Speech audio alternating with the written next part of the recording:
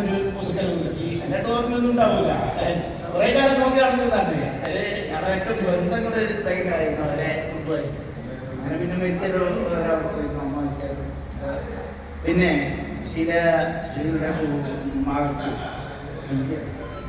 ദിവ്യയുടെ എല്ലാവിധ ആശംസകളും ഒന്നാമതായിട്ട് കേരളത്തിൽ നമ്മുടെ ഈ കൂട്ടായ്മ ഇനി നടത്തുന്നത് നമ്മൾ ഓരോരുത്തരും നമ്മുടെ കലാകാരന്മാർക്കൊപ്പം ഒരു ഉത്തേജനമാണ്. അത് ഈ ഉദ്യോഗസ്ഥൻ മേധാവി താഴാകുന്നതൊന്നും ആരും കണക്കുകൂട്ടരുത്.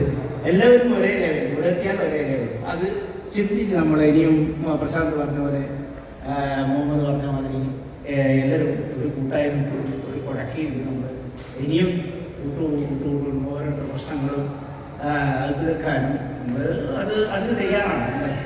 അന്നേരം അതും എന്തൊരു തമ്മിൽ അറിയിക്കുക. പിന്നെ ഞാൻ ഗ്രൂപ്പിൽ ഞാൻ ഒരിക്കലും കയറി ഞാൻ പേഴ്സണലായിട്ട് സുരേഷിനെ എന്തെങ്കിലും ആവശ്യം എന്നോട് പറയണേ, സുരേഷുമായിട്ടേ ഞാൻ കോൺടാക്റ്റ് ഉള്ളതായിരിക്കുള്ളൂ.